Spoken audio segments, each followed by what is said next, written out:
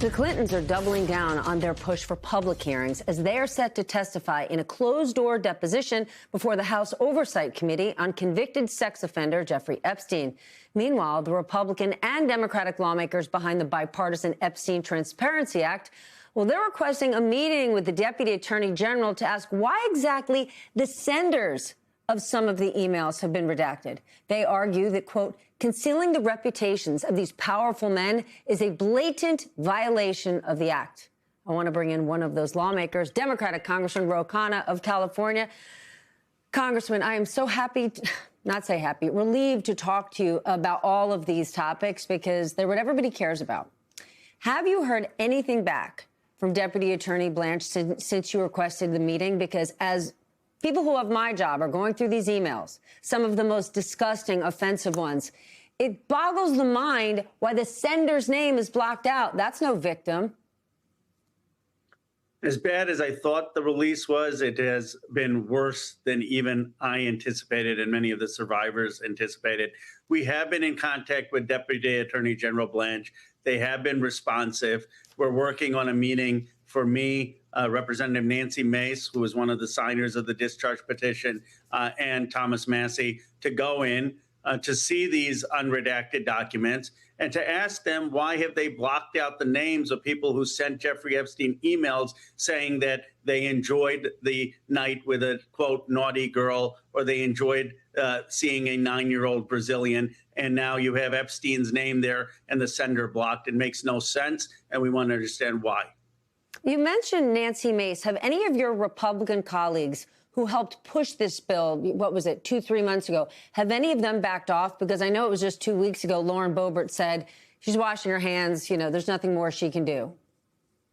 I think Lauren Boebert, in fairness, was misinterpreted. I mean, look, she put her neck on the line for months. She took the heat of the White House. What she said is she did her job. It passed Congress. It shouldn't take Congress having to fight the executive branch to pass a law to enforce the law. The fact that Massie and I are having to do this is really a tragedy. But Massie and I are deeply committed to the survivors. We met the survivors. They cried in our offices. Nancy Mace met the survivors. She was shaken. She's a victim of sexual assault. This is genuinely not political. I think that's what the one big misconception is. The people who've fallen, you know, the British government may fall. It's more the left. The chair of the Paul Weiss resigned. He's a donor to the left. This is motivated because we actually have met these survivors. They've been shafted for decades. They were raped as girls. They were from working class families.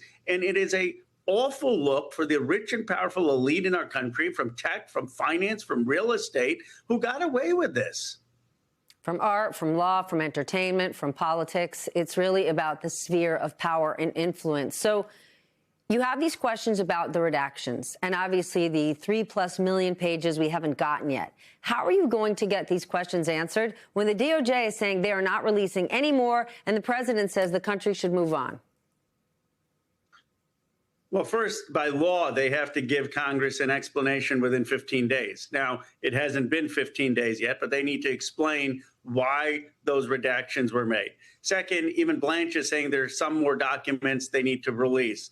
Third, we're in touch with the survivors' lawyers and the survivors, and they can bring motions in federal court in the Southern District of New York to Judge Berman or to Judge Engelmeyer. In fact, Judge Engelmeyer more or less invited either Massie or me or the survivors to bring those motions to push for the fair release of these files. So there are a lot of avenues. I wish, though, we could just get Blanche to release the files. And the more important thing, or equally important thing, Stephanie, is there needs to be hearings in front of Congress.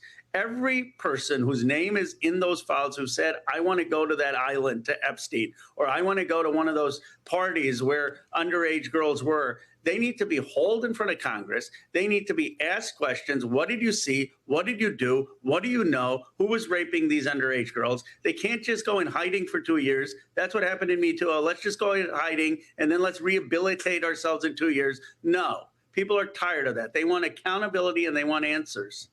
Well, let's talk about who is testifying. Hillary Clinton. She posted this today, quote, "So let's stop the games. If you want this fight, James Comer, let's have it in public." Do you see that happening? I hope so. Good for her. I mean, I don't understand how they went after Secretary Clinton. I understand that they should go after President Clinton to publicly testify, and he should testify or do a deposition. But good for her for saying, let's do this in a transparent way. Because the reality is, Comer is trying to make this political. Neither Massey, nor Marjorie Taylor Greene, nor Mace, nor Lauren Boebert, nor I ever made it political. I never even made it about Donald Trump. We made it about the survivors. We made it about the release of the files. We made it about getting the information. On the press conferences, we weren't saying let's subpoena Trump and ask him to testify. We were saying release the files and have justice for survivors. So I hope that this doesn't become a circus. I want this to be about the survivors.